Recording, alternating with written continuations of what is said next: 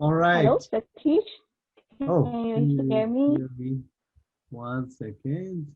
Can you hear me? I'm muted. Yes, we can hear you. Oh, okay, fantastic. Good evening. Thanks, everyone. I'm really delighted to be here today. Thank you for inviting and having me over. Mentoring is one of my favorite topics, and so I'm really delighted to share this with you all. Imagine that you have the mentoring relationship of your dreams. What would that be like for you?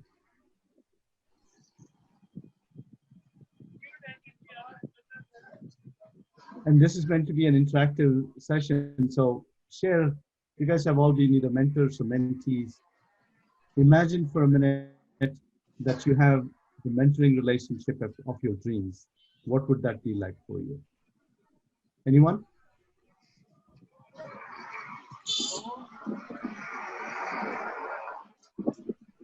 Coaching to get satisfaction in your life. Very nice. There's a little difference between mentoring and coaching, but we'll get to that in a minute. Why it's different?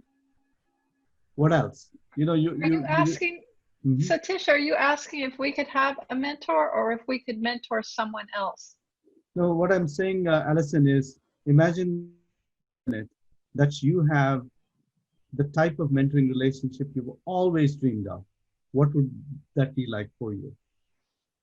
So this would be where I was mentoring someone else. Or you were a mentee Or being I was mentored by. being mentored. Okay, I would be mentored by some of the great civil rights speakers like Oh, Martin nice. Luther King or Wow. John Lewis or any Wow. of those people who were fearless and could speak the truth in any circumstances, even by threat of death. I would love to have been close to all that. Wow. That's one of the best answers I've ever gotten. Wow. Very nice, Alison. That's fantastic. All right. Gavin, I see you raise your hand. So your question is if I have the opportunity to learn to be a mentee from any great masters, what kind of master I want to? Actually, it's either way, right? What I'm saying is imagine, so because there's always two parts to this, right? You can be a mentee or a mentor. Yeah. Imagine that relationship. So for example, I have a lot of mentors. I'm also mentoring some people, right? Yes. Some relationships are so much better. It feels like you're always in sync. It feels like, this is the perfect relationship. What would that be like for you? That's what I'm asking.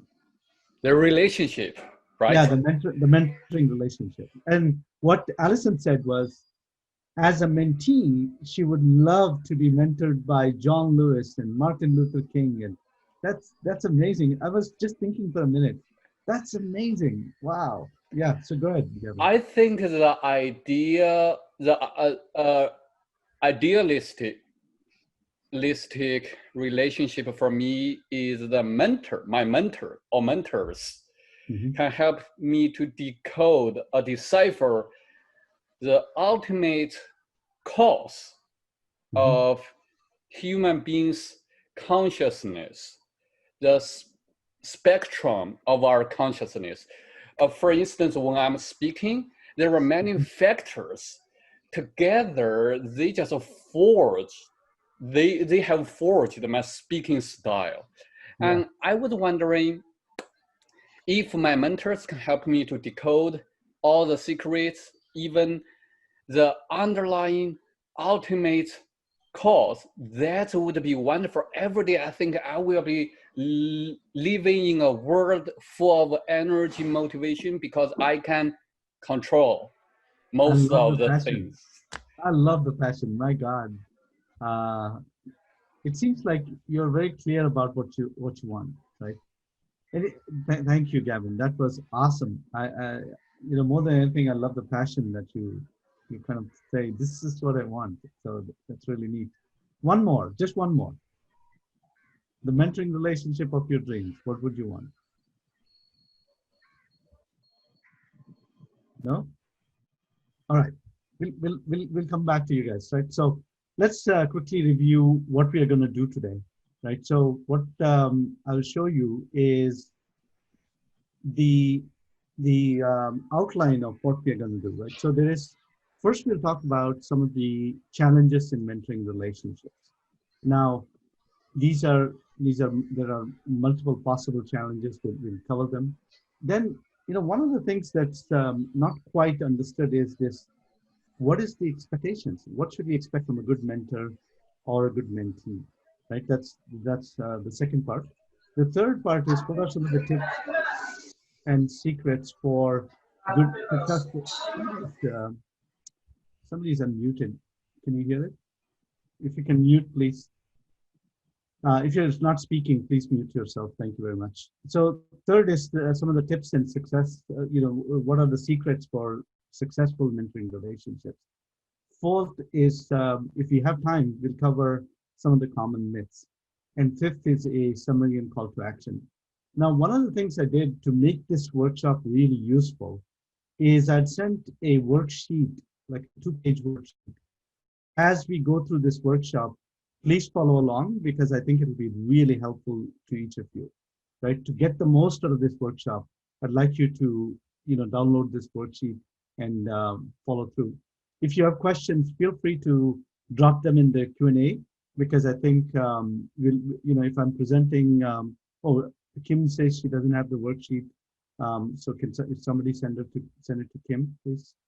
And then the other one that I want to mention is I have, I'm going to try and keep this very interactive, minimize the number of slides we'll be using, because I feel like, it's really critical that we are very interactive and you get the most out of this.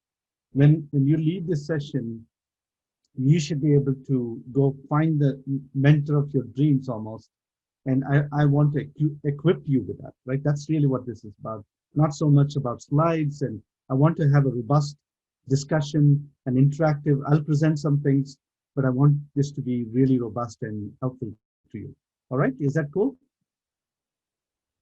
All right, so let's talk about some of the common challenges in mentoring, across mentors and mentees in mentoring relationships.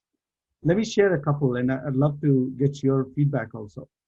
The first thing that happens in mentoring relationships is the misaligned expectations between mentors and mentees. What do I mean by that? Very early on in my mentoring journey, I would think that the mentor would have to drive the relationship because I thought, oh, the mentor knows much more than me. So it's only natural for the mentor to really drive this relationship. They know better. If I try to say, this is how, this is the agenda for the meeting, etc., that we were going to have, then it's kind of insulting the mentor, if you will. And clearly that's not the right way to have a good mentoring relationship, because you don't want to put a lot of onus on the mentor to drive this relationship. They have a lot going on in their lives, and the last thing you need is to give the mentor more things to do, if you will, right, as they try to mentor you. The second thing that I've seen very often is you engaging a mentor, but not being clear about goals, right? This is, again, so let me give you an example. One of the things, examples I'll be using is my experience running marathons all over the world, right? If I want to get into running, I have to be clear. Let's say I want to run a marathon. My short-term goal, let's say, is to run a marathon within 1 year. And my long-term goal is to run marathons across all continents, right? That's what I ended up doing. But what I'm suggesting here is you have to have clear goals, right? When you get into a mentoring relationship. Does that resonate so far? Okay. The third thing is not having clear direction on the outcome you want to get out of this, right? So what is the outcome that you'd like out of this relationship? And by the way, anybody has any questions about anything I said, please stop me at any time. because one second, sorry, because I want to make this really helpful, right? So the third thing is the lack of preparation. That's why is that a challenge? Because when you get into a mentoring relationship, you want to prepare that mentor for every single interaction that you're going to have with that mentor. So you really want, before you get into a meeting, for example, you want to tell the mentor what exactly this meeting is about, what outcomes you want to drive. That's what I was meaning about outcomes earlier. And so you really want to be clear about that, right? So the fourth one is trust. The lack of trust is a critical thing that I found early on in my mentoring journey. One of the times I think I had a mentor at work who I had confided some very personal things with this person. And turns out he had, in spite of me saying, hey, I want this to be confidential, he had shared this with somebody else at work, one of my colleagues, which is quite damaging actually. And so, that trust can never be broken. If there's one thing that is critical for, in terms of a challenge, it's that lack of trust is a challenge. So let me stop there. Any questions? What challenges have you come across in mentoring relationships? Anything to add? Actually, Satish, if I could ask a question. Yeah, sure. Could you define mentor first?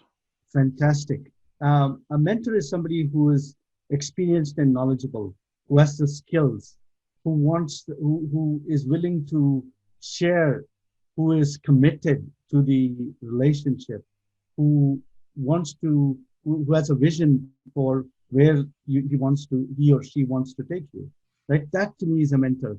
If I kind of summarize, right, there are two critical things about a mentor: sharing and caring. So sharing and caring, I talked about experience, I talked about knowledge, I talked about skills, I talked about trust, being committed, right? Having a vision. All of these things are good, but if I want to summarize it, it's really about sharing and caring. That's what defines a mentor for me. Does that help? Oh, Satish. Go ahead. Oh, go ahead, Andy. Oh, no, please. I want to monopolize the time. No, Andy, go ahead, please. Yeah, yeah, I will go after you.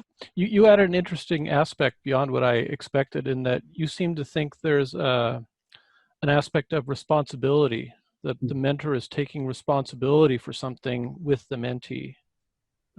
Yeah. I mean, in some ways, it's, there's a fine line between caring and responsibility, I think. It's really the care. I would say lean towards more caring, because the mentee feels responsible probably for the outcomes that you're achieving or not achieving to some extent. But it's really, when you look at the mentee, they're responsible to drive the relationship. If you ask me about responsibility, it's the caring that the mentor provides. They care about this person. They want to see this person succeed. They want good things to happen, right? That versus responsibility, which is more on the mentee side, I think. Does that help, Andy? But I've been watching mentoring programs in a big company where I work, and it seems like people's definition runs the gamut from mentor, just like tutor or resource, all the way up to patron or career sponsor, right? So there's a spectrum of responsibility there. So that's why I'm kind of trying to figure out where you place along this spectrum. I love what you just said. And in fact, I'm going to cover this later. There are different kinds of mentors.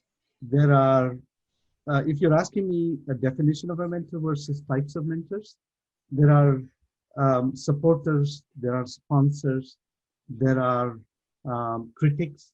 They're also mentors, by the way, in my opinion, because they're mentoring you in a different way, but they're still mentoring you. They might be taking a different approach by giving constructive criticism to make you the person you want to be or the goal you want to achieve. But there are different kinds of mentors, and I'll cover that in a little bit. Hope that helps. Right? So I'll be patient then. But yeah, definitely. Again, those types we'll cover in a little bit. That's all. So, anybody else? Yeah, Satish, I have a question. Yeah. What if I want that person to be successful? I care for that person. However, I'm not confident myself is capable enough. I'm not comfortable to tell that person that what I said will do better for that person. Actually, I want to add a piece of information relating to this question. Yeah. One of my difficult situation here is to find the befitting mentor, befitting my situation. For instance, I wanted to be really, really good at evaluation, relating to public speaking. But I realized that actually it's very hard now. It's very hard for me to find the befitting person to move me forward effectively. Mhm. Yeah. So, but what I think the lady before was saying was she doesn't feel as I mean, Gavin, I'll acknowledge what you said, but the lady before was saying, well, I'm quite if what I offer is going to help this person. Now, the way I've dealt with it is there are situations where I'm not so sure, right, if it's going to help, but I'm coming from a good place. I want to help that person. So in those cases, what I do say is, to the best of my knowledge, I think this will help you. You should try this out, right? If I'm not so sure. Usually, mentors are the most experienced and knowledgeable, but they're not perfect. Keep that in mind, that they don't have to be perfect at everything they're doing, right? That's why you have probably a team of mentors instead of having one mentor. One might mentor, to the Gavin's point, might be really good at evaluation. The other might be good at humor. The third might be good at impromptu speaking. But if one of those mentors, let's say the impromptu speaking one, wants to talk about evaluations, they might not be as good at evaluations. You see what I'm saying?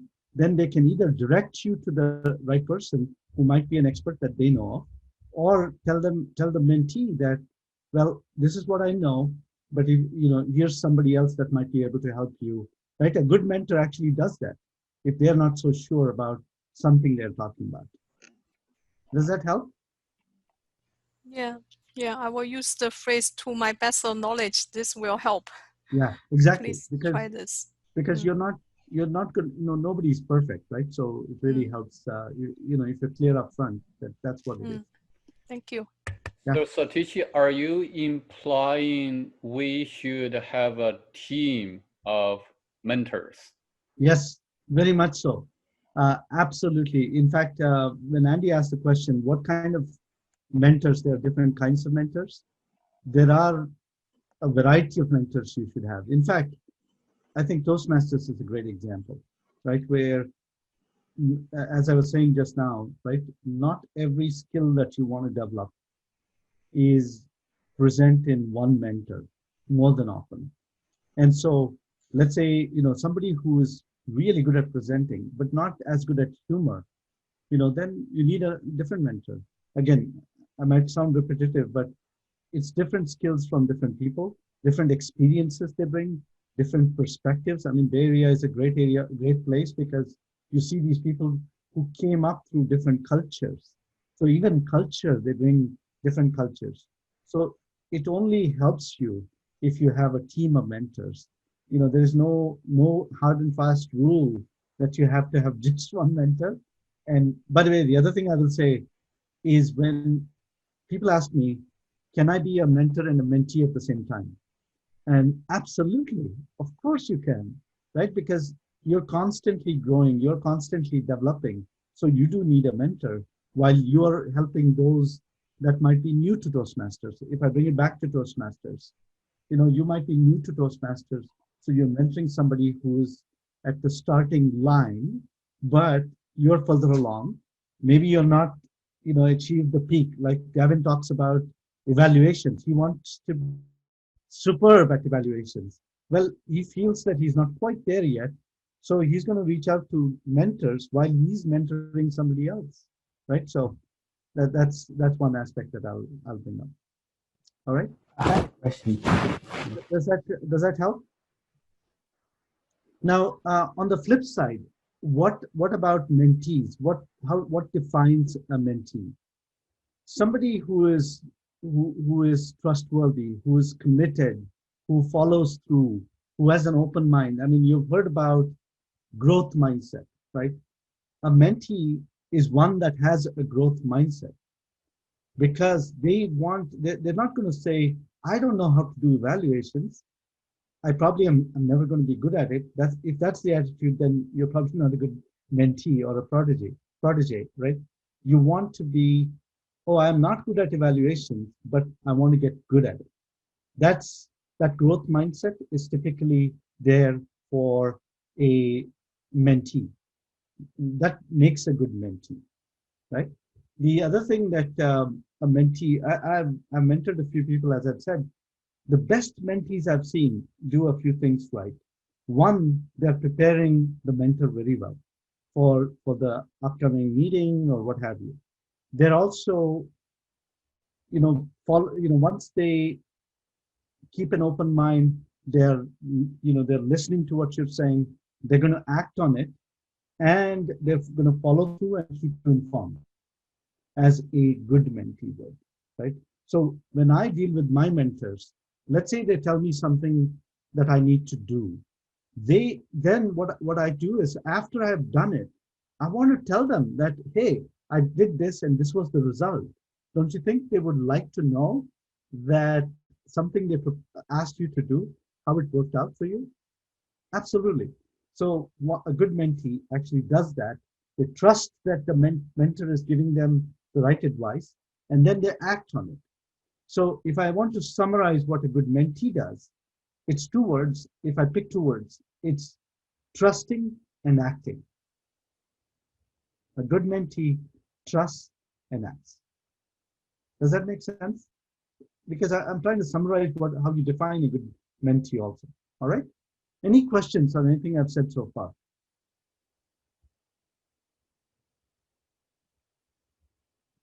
All right. Now, let me see if I can. So this tool is not exactly what I'd hoped. One second, let me turn off myself. So if you look at, so we talked about what the expectations are for mentors and mentees. Now we will talk about what are some of the tips and tricks or secrets, if you will, right, for these for having a good relationship, mentoring relationship. How many of you have challenges finding a good mentor? You told us, Gavin. Anybody else? I can't see everybody. One second. How many of you have challenges finding a good mentor? There we go. By the way, I was one of them. And how have you figured out so far?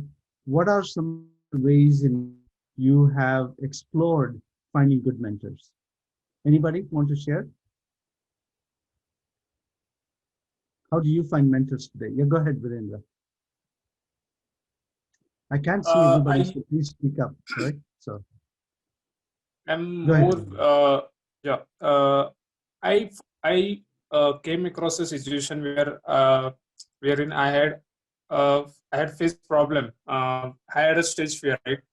So when I joined the Toastmasters, my mentor had asked me to apply for or try for multiple roles, like start from the evaluator and different roles. But my core area was to get over the fear in while speaking in front of or group of people.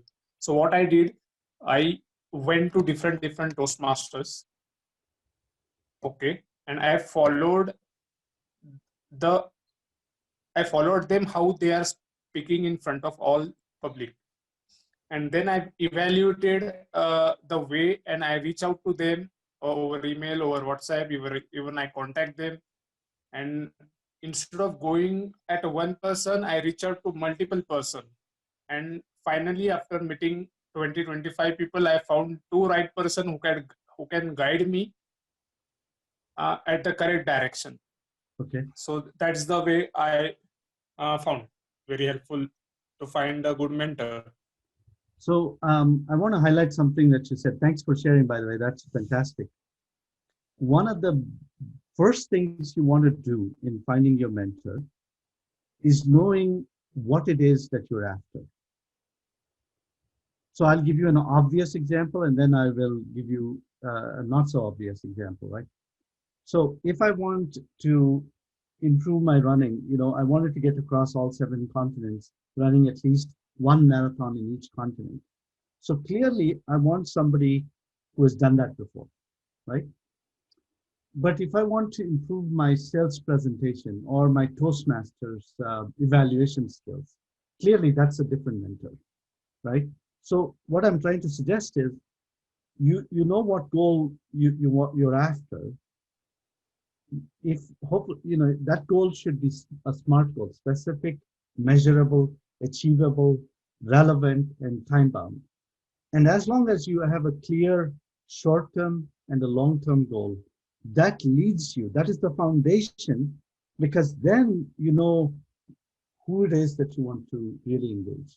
Does that make sense? Yeah. Okay, awesome.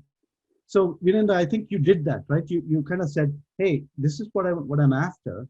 That's why I want to engage these different people. All right.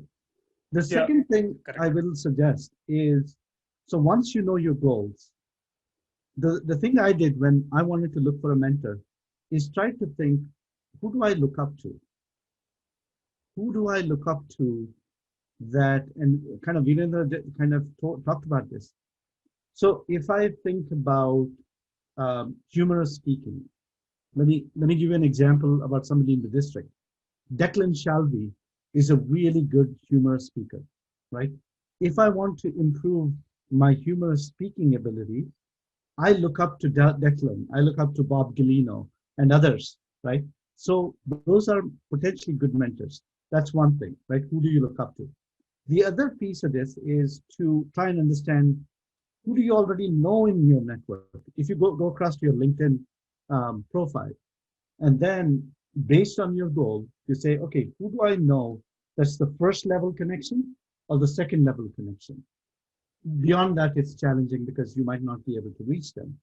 So the good way to find a mentor is to find those first and second level connections that you can potentially engage, because they have the right profile you need in order to get what you are after. Does that make sense? Does that help? All right. Anything to add from anybody? Go ahead, Allison. I found that starting to do the things that I was interested in doing got the attention of people who were doing similar things. And people would step forward to support me and say, you're really good at this. Why don't you try taking it to this level? Let me help you get it to that level. Fantastic. So I found that by taking on more challenging personal goals, just doing things, I got visible to people who wanted to sponsor me. And they did step forward, and people have been very helpful. Oh, you're saying push those boundaries, and then when you're trying those things, some people will come up and try to help you. And in fact, you can also, Toastmasters Leadership Institute and conferences are great places, not only to get support from fellow people in the district, but you can connect with world-class coaches there. And you can get into one-on-one sessions with different former world champions and get on their newsletters and get on their blogs. There's a lot of stuff to learn from that type of connection as well. So you cut out a little bit. Was that Toastmasters.org, so that everybody benefits? Allison, could you say, where did you go to connect with world championship speakers? You can get that kind of information from going to the Leadership Institutes and the annual conferences. That's true. Very nice. Very nice. Yeah. Darren LaCroix has a website. A lot, and Lance Miller has a website. Most world champions have a website, and they'll sign you on for one-on-one sessions if you're interested. A lot of them. Absolutely. Thank you. And listen, that's a great tip. Um, anyone else? So let me ask you a question. One of the things, so if you have an existing mentor, that mentor, I think somebody brought up earlier, one of the things I've done to find my other mentor, right, is to ask my existing mentor. That's another great place. This happened to me at work just 3 weeks ago. I have a really good manager who's my mentor. His name is Bruce. And Bruce is a phenomenal individual, right? But there are things I wanted to learn how to manage a P&L, profit and loss, or the financial part, right? Modeling, business case. I want to get better at it. Bruce is not the person for it. I went to Bruce and I said, hey, I really enjoy having you as a mentor. Are there people that I can talk to that can help me with this area? And you won't believe this, he suggested 3 different people to go talk to. So another good area to find mentors is ask your existing mentor if possible. Beyond, doing things that I said, if you don't have a mentor, of course you have to get started by doing some of the things we talked about. But then once you mentor, I mean, by the way, your Toastmaster mentor, you're assigned in most clubs, you're assigned a mentor. So if you're part of Toastmasters, you automatically have, most cases, you have a mentor that you can go to and engage, right? So that's one. Then the next question that comes up, okay, I think I found a mentor. How do I engage with that mentor? Anybody wants to take a shot? How do you engage? You just say, hey, I'm gonna, I think I like what you're doing. I want you to be a mentor. Is that what you say? And you're shaking your head. So what would you say?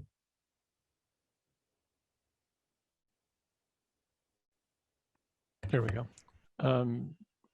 I would not ask them to do it, not ask them to be a mentor. That's a more general term. When you said have specifics in mind, specific goals, say, I want to do this. Do you think you could help me? Or do you know anything that would be useful to me? But first ask, can we go have coffee or, for 30 minutes or something like that, Awesome.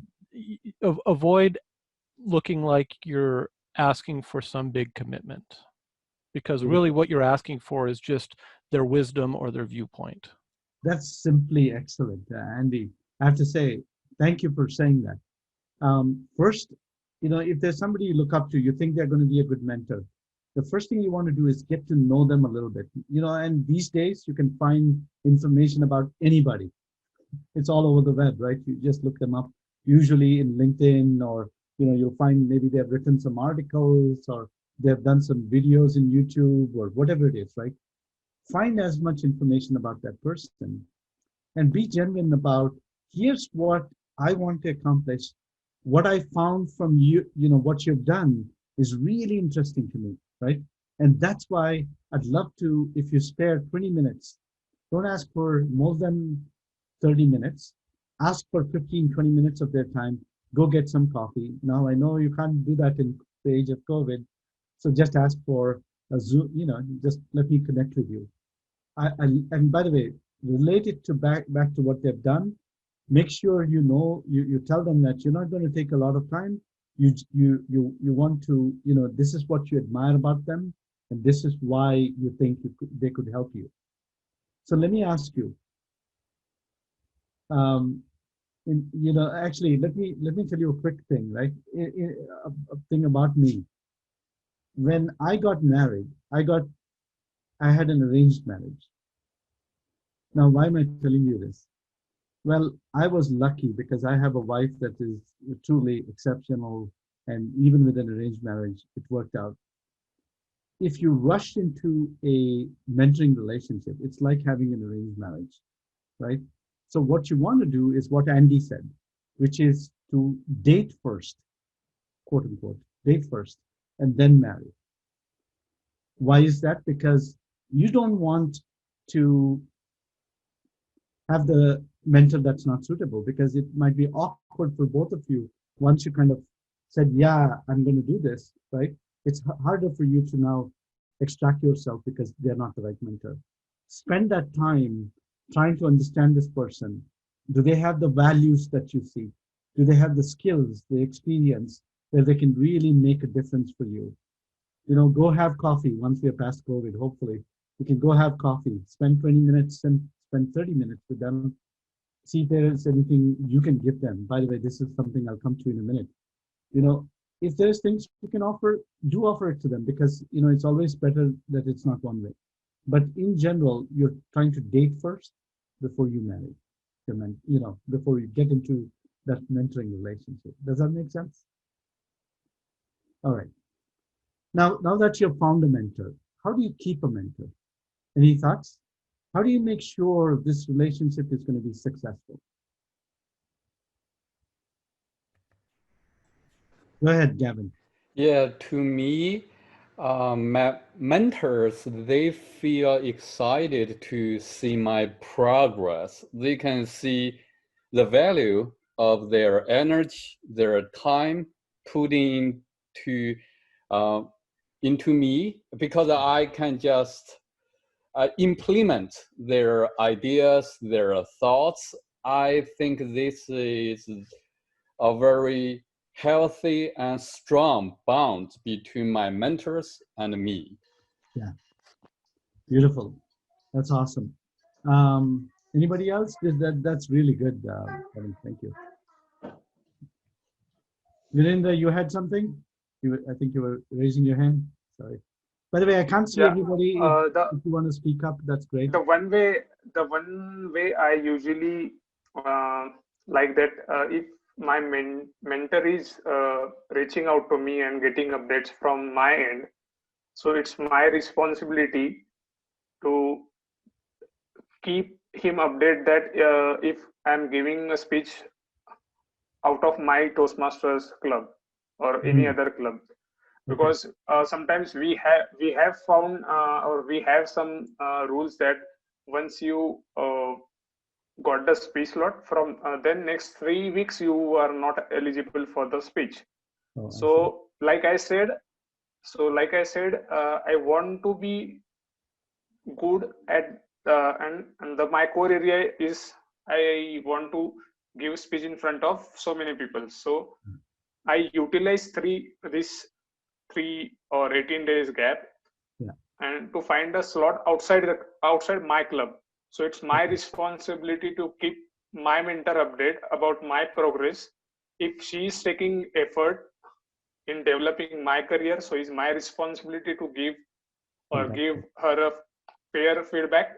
Like I record the videos, whatever the evaluation I am getting from the outside club. So like that way, I keep her updated every time. Fantastic. That's awesome. Keeping her informed, right? So that's what you're doing.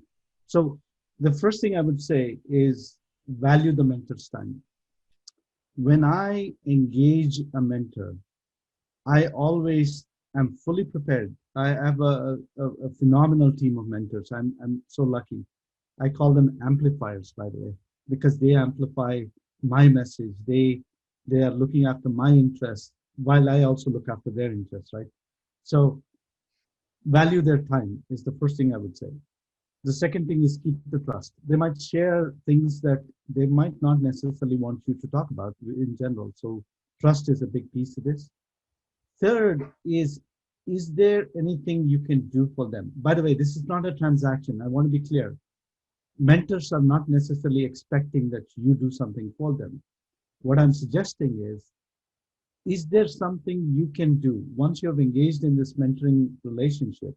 They've offered you advice. They've offered you resources to help you. It's only natural for you to reciprocate, right? So are there things you could be doing for that mentor that will further their interest? So let me give you an example. I'm pretty good at, let's say, Excel spreadsheets, right? I know my mentor is working on a project where he needs to work on, compiling some information. Maybe I can offer that as something I can help my mentor with, because, when I say, hey, how are things going? What are you working on? He or she might tell me some things that they're working on. If there's a project that they're doing where some skill of yours is useful for them, do offer it to them. That's a third way. Give before they ask, right? Is a really good way to keep a mentor and keep that relationship strong, even though they're not asking for that help. The fourth thing I would do is following up promptly. I think Virendra, you mentioned some of this. I try to keep notes from my mentoring calls, right? Every time I have a call with my mentor, I try to keep notes. And then I follow up promptly and say, hey, you asked me to do this and it worked or it didn't work for what reason. But then if it did work, I want to tell them, either way, I want to tell them that this is what happened and here's what I'm going to do next. Does that make sense? Okay. Any other things to share from your experience about how you have kept strong relationships with mentors? Anybody? Oh, Tong Yin? Yes, Please, I can't see you, so please speak up. Yeah, please, go ahead. this is Chung. Yeah. Yes, so I totally agree with you about this interaction to ask for help, but also provide information maybe they need. And also, I used to have a mentorship with one of my colleagues, and that's the object is about storytelling. And then was like what I did was prepare a story every time when I met him, and let him listen it and gave me You're suggestions. cutting out a little bit, sorry. And also I was Is it just me or is everybody, can anybody hear her? No, think she's having her bandwidth audio problems. is not clear. About the Maybe suggest she stop her video. my part. Hey, can you please stop your video, Tom? We're in different departments. So if there's anything you would like to know, let me know, and I will tell you like a story, and that will help me to create a relationship. Yeah, so it means every time when I told him story, no, okay. Yeah, we had a hard time Is that hearing. better? We had a hard time hearing what you Is that said. better? Sorry. Maybe not. Sorry. Let me share it later. Yeah. Satish, please keep Yeah, going. yeah, thank you. Thank you. It's okay. Please go ahead. Yeah. Sorry about that. We couldn't hear you very well. Sorry. Could you turn off your video and share if you would like to? Anyway, sorry, Tom. We can't hear you very well.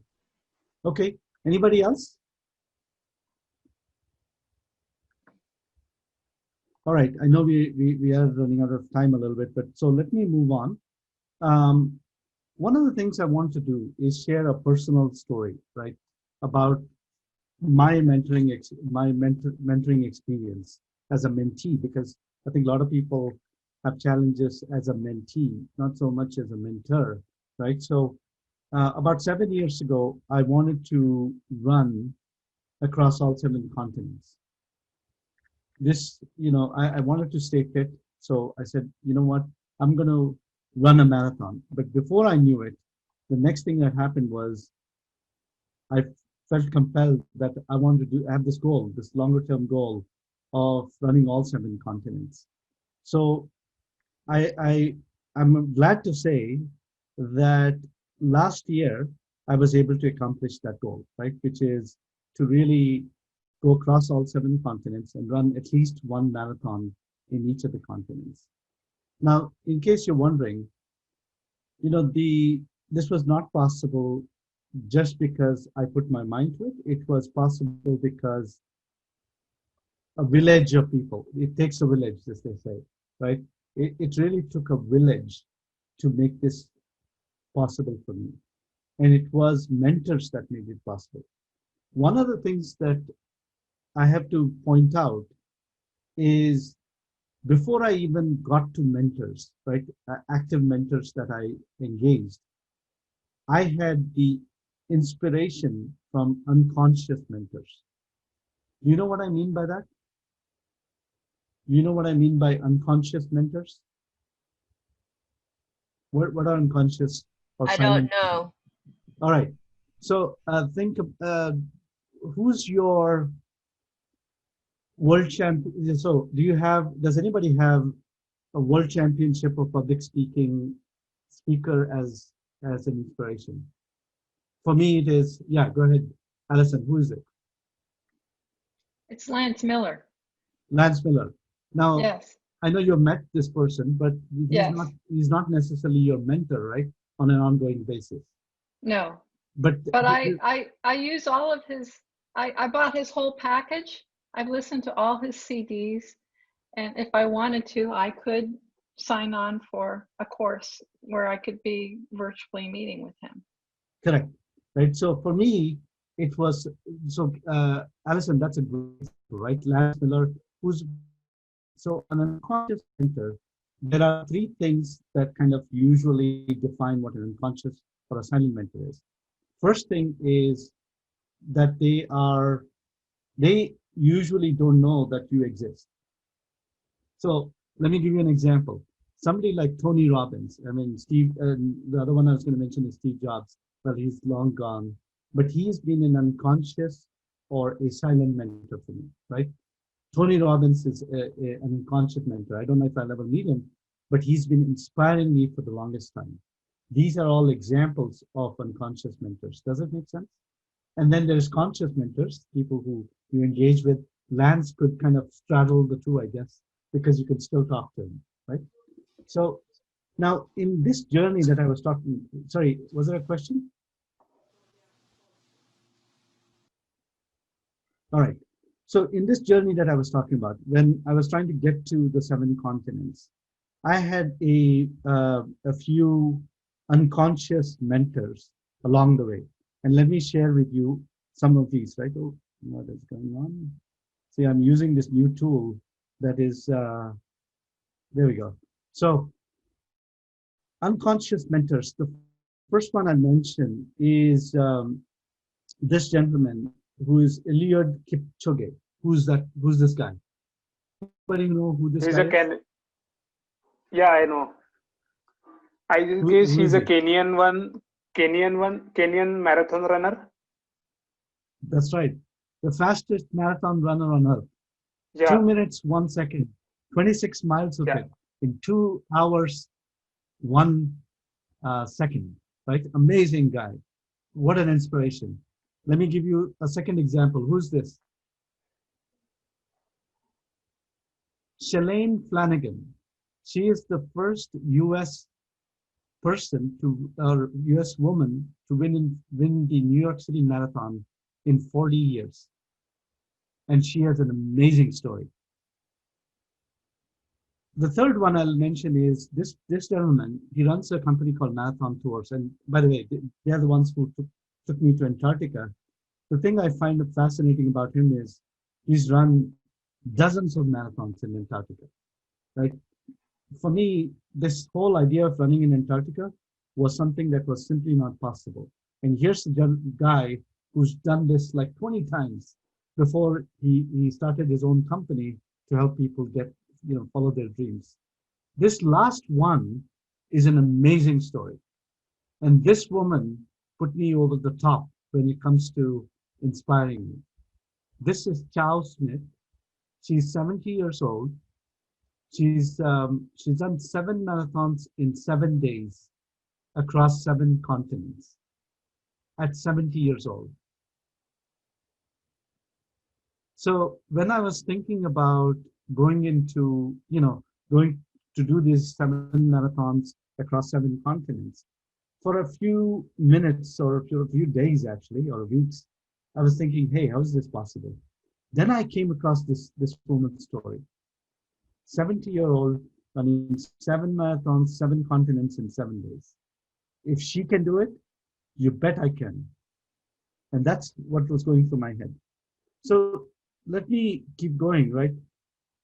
After conscious mentors, let's come to the unconscious mentors. Now let's come to conscious mentors. I think it was Andy who brought this up. You know, there are different kinds of mentors.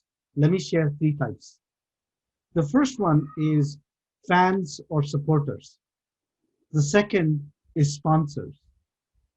The third is critics. Critics you don't like very much, but trust me, they're the ones that help you grow. They're the ones who help you develop. Sponsors pull you up, as the picture shows, and fans are your or supporters that are your cheerleaders. Now, in my life, I've been fortunate to have my wife as a great supporter. I'll give you this quick story. I was about to go to Antarctica, right? I'm thinking I have to break the news to her that I'm about to go on this journey. What's the problem? Well, between the tip of Argentina and the north part of Antarctica is the most dangerous waters in the world, called the Drake Passage. Many a ship have sunk there. So put yourself in my wife's deepest shoes. We have 2 young kids. The husband comes home one day and says he wants to go to Antarctica. And he also tells her that it's pretty dangerous, but I'm going to do it anyway. What do you think she should say? Are you out of your mind? Well, that's not what she said, right? That's why I admire her so much. She said, you know what? I know you'll do the right thing. I know it's risky. I've read about it because I knew you were thinking about it. And so I think you should go. I think you should do it because it's your dream. But please be careful. And by the way, please increase that insurance coverage. No, she didn't say that. She didn't say that at all. I'm just saying it's just funny. The second thing I want to share is sponsors, right? There are a couple of types of sponsors for me. There's temporary sponsors that come along in your journey. And then there are sponsors at work. Maybe there's sponsors in your personal life that pull you up at the right minute. Let me share this small story, right? My first marathon, I was running San Francisco. I'm on mile 23. I have cramps in both my legs. And I'm hunched over the side of the road thinking, there's no way I'm going to cross this line. There's no way, simply no way. And along comes this woman. She's, I tried to find a picture of a woman that was close to what she looked like because I didn't ask her name. I don't have her picture, right? But this lady comes up. She stands next to me and she looks at me and says, is everything okay, son? And I said, well, not really. I don't think I can do this. This is my first marathon, keep in mind. And so she says, let me help you. Let's start walking together. And I said, no, I don't think I can do this. She said, let me share something with you. Run if you can, walk if you must, crawl if you have to. Never, never, never give up. And those words really inspired me that day. And she said, you know what, here's what we're going to do. I'm going to hold your hand and we're going to start walking. And I won't stop until we cross that finish line. And what that little act of that sponsor, if you will, really changed the trajectory of my running life, right? So here was this lady who made a big difference as a sponsor to me. And I can't forget her forever. The third one is critique. Wait for just a second. I don't understand what a sponsor is. Could you give me a definition? Somebody who pulls you up at the right time. So think about somebody who at work, let me give you a more concrete example, Kim. At work, if somebody is looking for the next opportunity for you to get promoted or telling the right person about how great your skills are, they're all sponsors. Does that make sense, Kim? A more concrete example, right? The third one is critique. And again, bring this back to marathon running. When I was training for my first marathon, I remember on my very first runs, I used to run the hill and I would be flailing all over the place. And along came this gentleman. his name is Prasanna. He comes up to me. He says, "What the heck are you doing? You're flailing your hand. You're about to croak or something. I don't know what's going on. Just, what are you doing?" He says, "Here's what I want you to do. I want you to pump your hands like an engine. When you do that, your legs will follow." The neat thing about this was I felt like he was criticizing me for a minute, but he was not. He was offering me constructive criticism because he was saying, "Yes, what you don't want to do, but here's what you want to do to overcome the challenge you have." And so that simple tip changed the course of my running forever.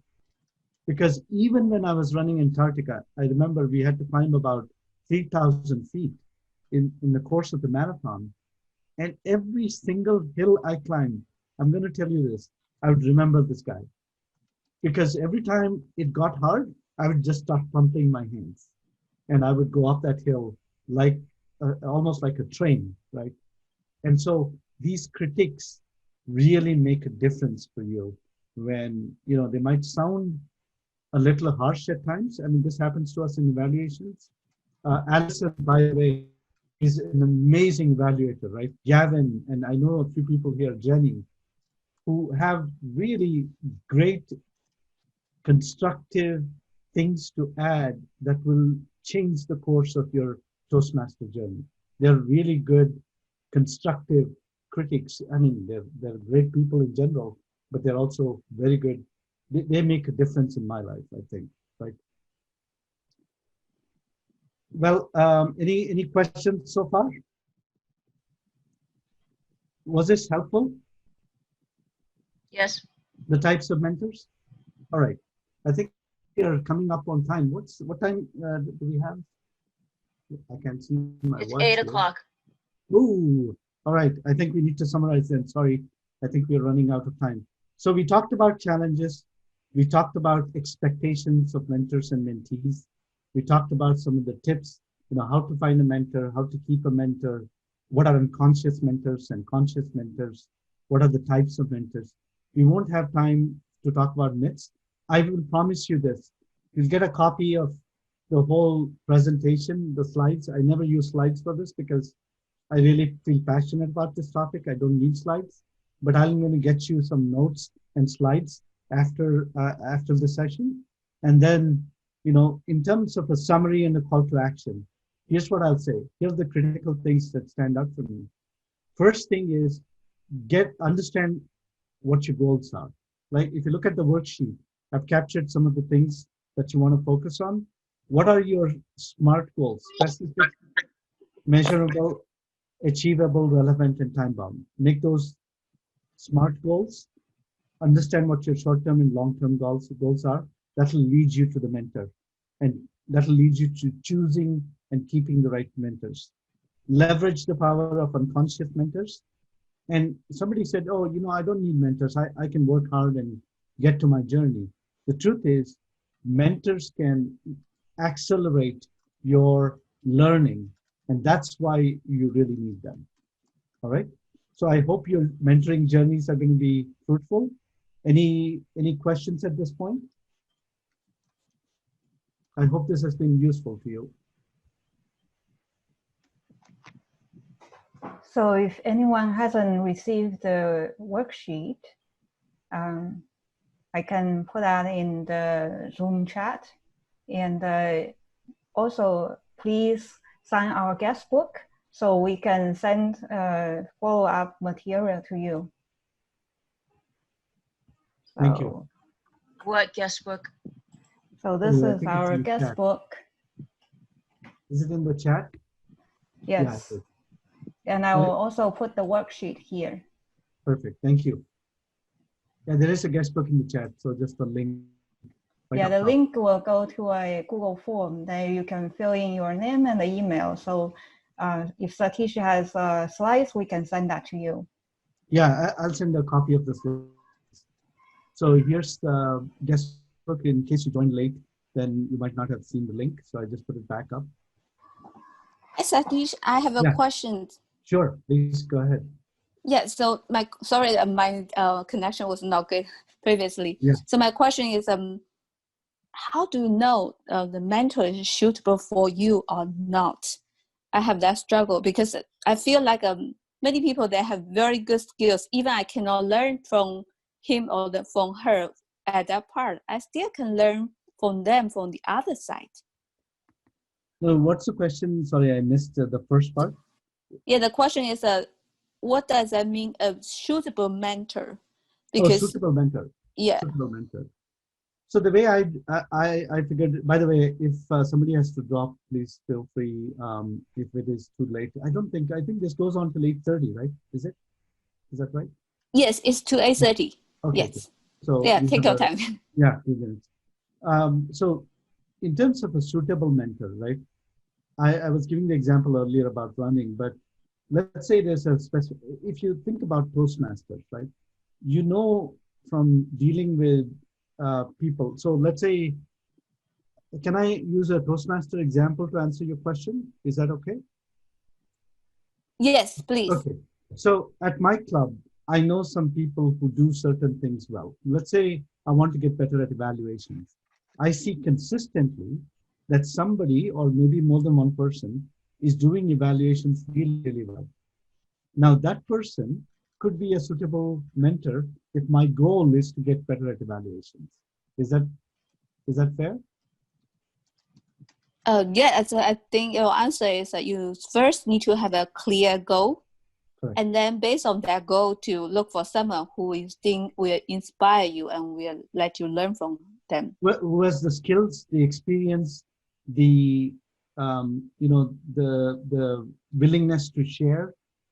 That that is also important, by the way. Just because they have the skills and the experience doesn't help, because they might not have the time, they might not be willing to share all of those. So it's important that they're willing to share also, but they have the skills, the experience.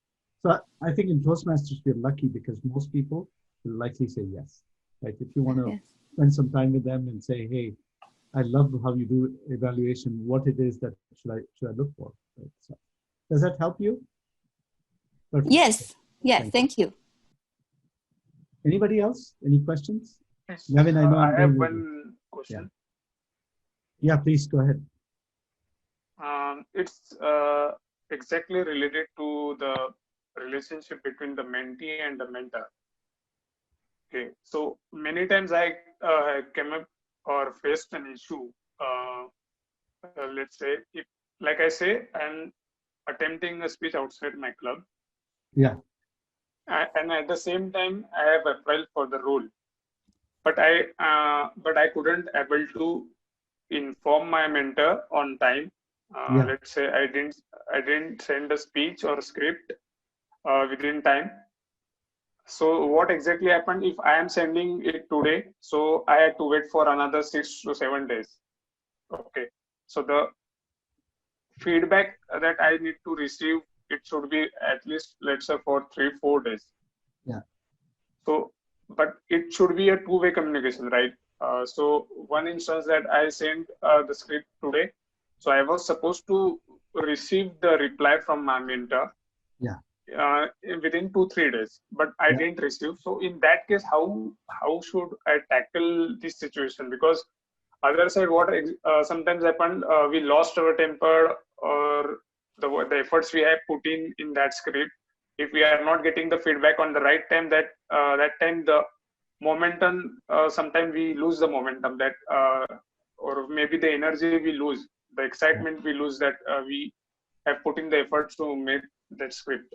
Yeah, no, I understand what you're saying. You're saying, well, you had an agreement, you had told the mentor you're going to send the script. You had sent the script, but you didn't response back in time, right? To make it useful for you. Well, keep in mind that they're doing this because they want to help you. But is this happening consistently, Virendra? Yeah, that's why I wanted to pose this question, because like I say, I have been in contact with 5-6 different mentors from different clubs. Yeah. But that one mentor that I've came across, that he's taking long time to give me feedback, so that it is some way hampering my preparation. Okay. All right. So first of all, I like the fact that you have multiple mentors.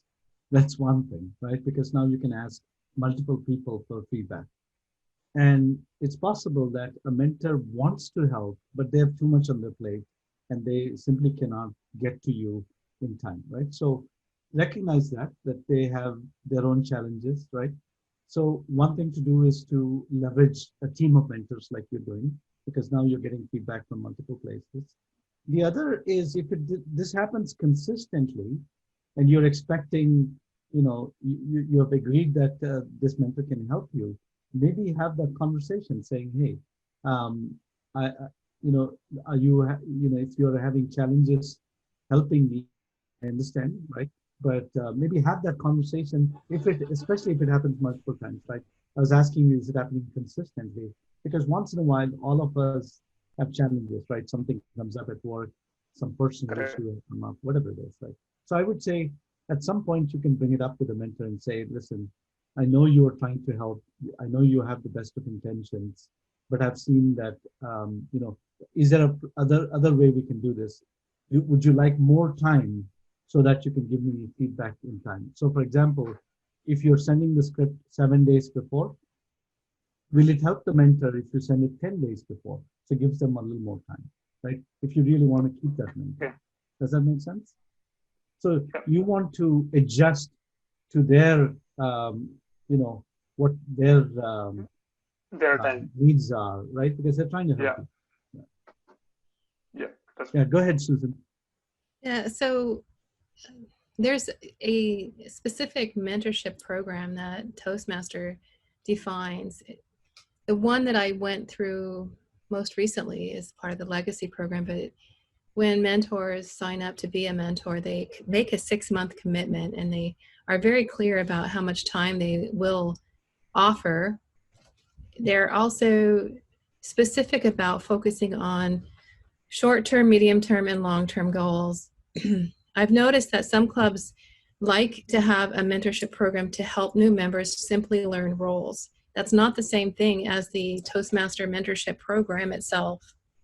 I like what I liked about the Toastmaster mentorship program is that it set expectations on both sides. It said it's a 6-month program, it's 1 hour a month, and my goal is to help you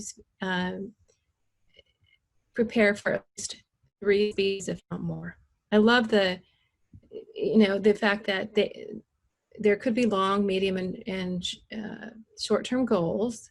Mm-hmm. So that the mentor and the mentee both could discuss the why of why somebody was participating in the mentorship program. So anyway, I think everything that you say here is fascinating and edifying. It's above and beyond what Toastmaster tells you in their mentorship program. That's very true. In fact, I'm a product of the traditional program also. I remember this very specific thing in the leadership manual. Was it? Yeah, it is in the leadership manual, right? In the traditional program, where I think towards the end, there is a mentoring component also. Yeah, I want to share with you guys too some things that have happened to me in my mentorship program. So I signed up for the Small Business Association to have some people mentor me in business. Mm-hmm. They have a lot of experts there. I was matched with someone who really was excited about my mission and vision for my business. However, when we started meeting, it was clear that she was overwhelmed with my intensity. After a while, she said, "Oh, I think that I don't have the skills in my wheelhouse to help you." Well, I was offended, actually, or hurt, as if like she was rejecting me. I think it's important to recognize that it's okay if your mentor can't help you. I don't know how else to say. So I was discouraged, so I kind of retreated. But I love what you said today about having many mentors, having mentors that mentor you in different capacities. See, she didn't have the skills in her wheelhouse to answer some of my tough questions, just really helped me, even though she loved my vision and mission. So that was one thing. The other thing I would say is that I heard people saying that they wanted to God, they were wanting to find mentors, and they knew they wanted to grow, but they really weren't sure how. We talk about perhaps growing in evaluations, perhaps growing in humor. Every single person comes to Toastmasters for a reason. Know your why. Why are you coming here? Because if you truly know why you're coming to Toastmasters, then you will know what it is what aspects of personal growth you care about. That will help you pick and choose who you want to be your mentors, because you know why you're here, and because and you can see that there are things you need to improve on in order to accomplish your why. Know your why. If there's one thing that I say is really important, is knowing your why. Absolutely. Very well said, Susan. Thank you. Thank you for your workshop. Yeah, thank you. And hi, Satish. I have a question. Remember, previously I have a question about what's the difference between the mentor and the coach, right? Yeah. Can you help to explain more? Absolutely. So I've had both mentors and coaches. Mentor is much more interested in your development. To me, a coach is for a very specific thing, right? It's much more transactional. So let's say I want to improve my, so if I go back to running, for that running, I could have a mentor who's interested in my overall development as a runner, but I might get coaching for improving my speed, which is very, very specific. They're there for that particular reason and nothing else, right? To me, coach is very specific, very transactional. They are holding you accountable by, giving you some specific advice and approach, and maybe they'll ask questions, etc. But it is very specific. While a mentor is much more relationship oriented, and it's, to me at least, that's how I see it. I mean, I'm happy to hear others' feedback on this, but yeah, that's how I see it. Does that help? Very, very different. You see executive coaches, you see presentation coaches for executives, right? But if you think about those people that come into the executive's life, they're not there to mentor them. They're there to help them with that specific need. Football coaches, right? Again, it's like a skill. Yeah, it's a skill development. It's one particular thing. But I have mentors who I've known for years, and they're there all the time. They're my amplifiers and so on, right? So, does that help? What do you mean? What do you mean by it's transactional? Does that mean I'm supposed to do something, or I'm supposed to pay the coach? What do you mean? Usually that's the case, right? You're supposed to, typically with a coach, you're paying them, in most cases, you're paying them for a specific thing you want to achieve. And they're going to help you with that particular skill or whatever that you're trying to develop, right? In this case. Yes, typically pay that to you. Yes, here I want to give an example of this kind of relationship. For instance, Elaine, and she was competing in the evaluation contest. And before the district contest, she actually asked many mentors. And for that moment, she was supposed to pay. Yeah. In the long term, yes, they are my mentors. And for me, for some events, some really crucial events, I should pay for their work, their efforts. Yeah, absolutely. That's what I find, at least to me, that's the difference between coach and mentor. Very different reasons. But you also said that when you were talking about mentors, you said it's not a transaction, but you should give them something.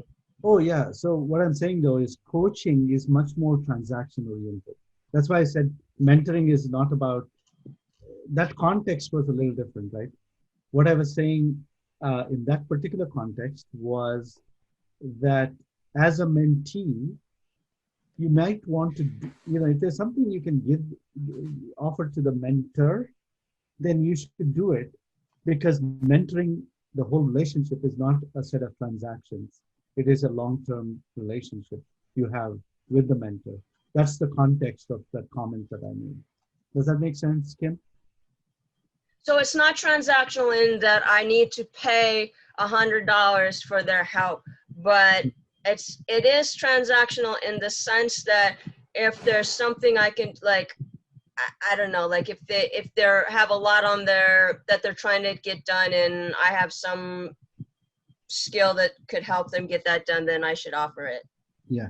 Right. Yeah. That's where you came up with the spreadsheet right. thing. Like they perfectly capable of doing their own spreadsheets, but they're just really busy and don't have time. Yeah. Think about it, right? If the mentor is helping you, giving you a lot, if there's a small thing you can do for them, why not? It will help them, right? And in some ways that strengthens that relationship. Not that they're expecting it, but because what are mentors getting from the relationship? By the way, that's something that you might be wondering. What are they getting? Well, it's the fulfillment of having helped somebody. It's validation of their skills, right? Mm-hmm. So if you are coming new into Toastmasters, I want to help you with evaluations, and I'm a mentor for you, then I'm really validating if what I thought would really help somebody build their evaluation skills, what advice I offered, what help I offered in building up this person in evaluations is really helping them. So it's validating what you have as a skill, right? So Jenny, please go ahead. Thanks so much, Satish. I had a question to build upon your definition of mentor that perhaps encourages more mentors too. What are your thoughts about anyone has the ability to become a mentor? In part because some of my best mentors are not knowledgeable about any of the things that I'm asking, but they know how to ask the right question to help me figure out, hey, this may be the best solution for me, because they say to me, Jenny, what works for me may not work for you, but you are in the best position to figure out what would work for you. You just need a little help to figure out what might move you along. And so sometimes that outside perspective, and maybe in the case for Susan Cannon's case, maybe that mentor doesn't need to know anything about her business, but can prompt the right questions to help her move forward over the stumbling block. So if people have that mindset that anyone can be a mentor, whether you're young, inexperienced, because we all have something to offer or that different perspective.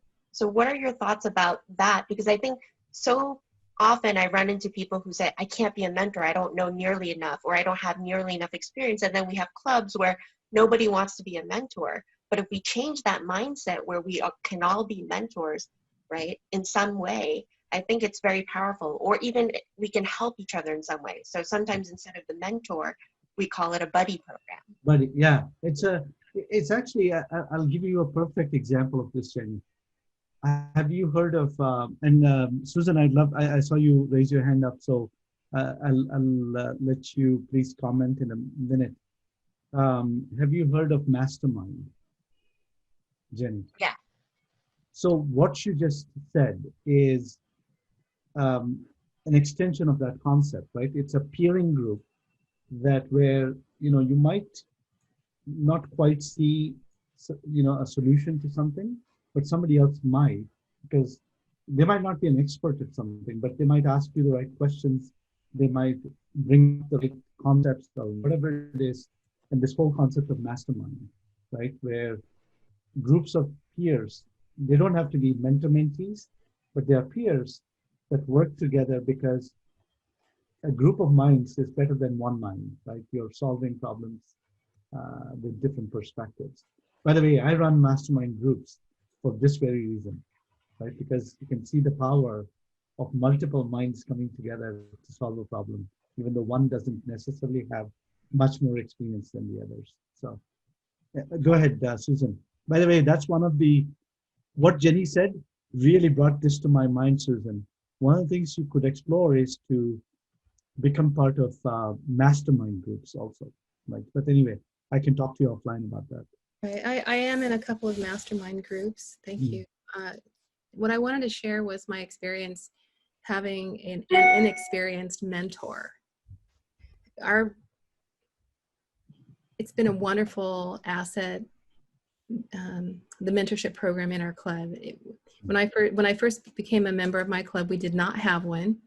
When it was introduced to our club, we had this mindset that Jenny, I think it was, just proposed that everyone could be each other's mentor. Because what we're doing is simply listening and documenting someone's goals. We're not trying to guide them through their accomplishment of a particular goals. What happened in my club is that no one in my club had any experience pursuing a distinguished Toastmaster goal. I set the goal for becoming distinguished. Unfortunately, the mentors that were assigned to me didn't have the experience to truly mentor me, and not even the wisdom, if you would, to know to connect me to people outside of our club. They did suggest that I might talk to people outside of our club, but it was not presented in a way that made it really clear to me. I don't know, it's kind of weird. I just want to say that if you are pursuing a goal within Toastmasters, such as the DTM, it really is beneficial to find a mentor that's gone through that program. Yeah, I agree. Absolutely, absolutely. But what you're also saying is, this whole notion that your peers can help you by bringing different perspective. They don't have to be your mentor. They can still add value. Yes, I just don't want other people to be blindsided the way that I was. There were many things that, challenges that I faced, but because I was uninformed, even though I read the documentation from Toastmasters, we're all proficient professionals here. We all know how to read documentation. And yet, if I had, there are nuances that I would have benefited from if I had had a mentor that had actually gotten through the DTM before. Yeah. Yeah, no, makes sense. Makes sense. All right. There's one quick thing I wanted to share, which is I actually just remembered I posted. So let me ask you a question. Actually, this is an experiment I'm doing. What I've found is different people take away different things from a workshop like this, right? And that's first, right? What is your key takeaway from this workshop? And different people will take different things away. The second thing is, what new actions will you do after this workshop? They're different for different people. So I came across this tool called Your Takeaways, which takes inputs from all of us, right, who attended the workshop. You all share what you took away, what new actions you're going to take. Because if you look at traditional surveys, what happens is you respond to a survey, but you never get to see what comes out of that survey. Does that make sense? You never get to see how somebody felt and what actions they're going to take. So if you're open to it, I'd love for you to take this quick survey online. You get a copy of the presentation. You get a copy of any changes to the worksheet. If you're wanting to do this, it'll help not only me, but all of the people that are in this workshop, because you answer those questions. What is it the key takeaway from this? What new actions you're going to take? How are you going to hold yourself accountable to take those actions? By learning what everybody else is doing, hopefully that helps you do something meaningful with what I shared. Does that make sense? Okay. Oh, go ahead, Allison. Have you already sent the survey form out, or is that No, something actually, we should already? Here. I was going to share it here if I can. Okay, because I didn't see any form yet, and I wanted to know if that was my bad, or I just hadn't noticed, or if you still intend to send it. So can you see right now my screen? No. Not yet. Okay, there we go. This is the one. Do you see it now? Yes. Okay, so Okay. what you do is go to yourtakeaways.com/claim and then enter this code. It'll ask a couple of questions. You can also provide feedback on how this workshop helped you, or if you have any suggestions for me. And then you'll also get a copy of the presentation, the whole slide deck, including the content. And then you can go from there. Yeah. So you go to that URL first. Just log in. You don't need to sign up for an account or anything like that. Just log in, and then you share what you answer the couple of questions and get the copy of the presentation and the worksheet.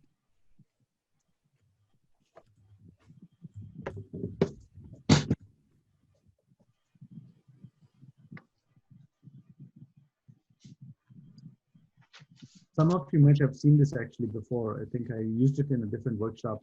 It's really helpful to people.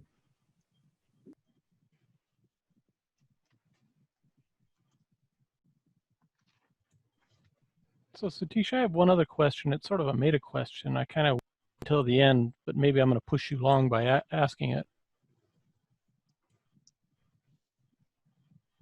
Oh, sorry, Andy. Go ahead. I was talking to mute.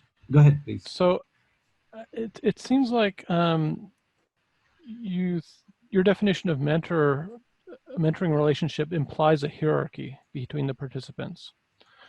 Because you talked about this peer group mastermind, and you made a point of saying these are a group of peers, so that differentiated it from a mentoring relationship in your mind. So do you think mentorship necessarily implies that there's a hierarchy there?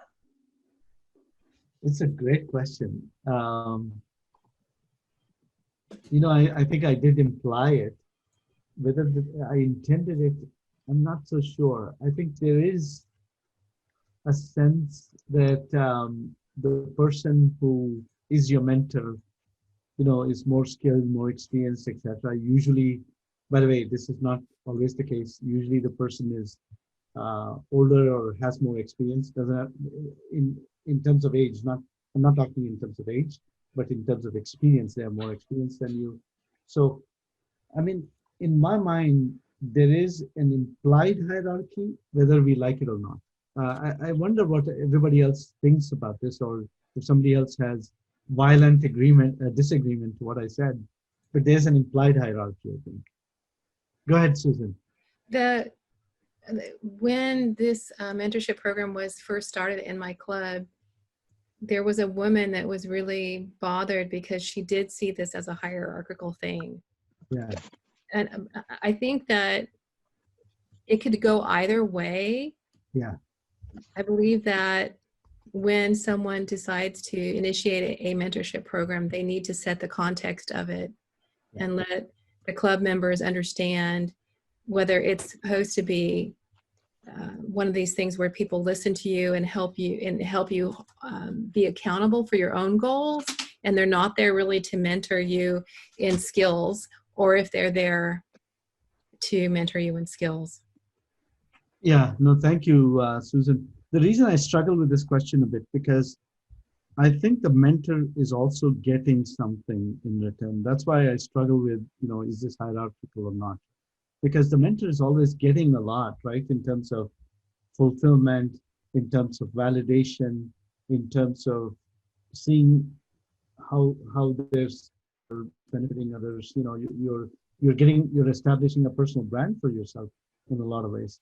So there are things that the mentor is getting from this in the one sense, but still, there might be an implied hierarchy because they are more experienced, they're more skilled than the other person. I agree. If in the high performance leadership manual, they talk a lot about servant leadership. Yeah. I believe that it's what you're saying. It's important to raise all of those aspects when initiating a mentorship program. Yeah. All the things you're saying. Servant leadership. I love the term actually. Go ahead, Alison. This is really related to what Susan just said. And I think that there's a little bit of hierarchy in any mentorship relationship at the beginning, especially because the new person doesn't understand the culture that they're coming into.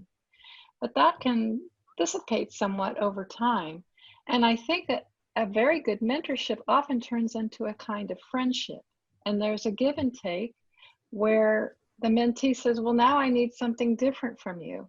And if they have a rapport of trust and caring with each other, there's a flexibility and there's a mapping to each other's needs. The mentor tries to meet the needs and the new goals of the mentee, and the mentee tries to live up to the growth relationship. So I think it's a flexible thing that is fostered the best in a caring, trusting relationship where people are revisiting what they're trying to do together.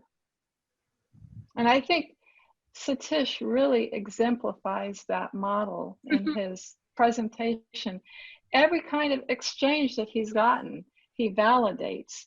He goes in whatever direction the question or the comment goes, and then he brings it back to the next level or the next issue. And so he's showing, he's kind of in action what I'm just talking about there with his flexibility, his way of working with what he's given. Thank you, Satish. Thank you, Alison. Yeah, thank you very much.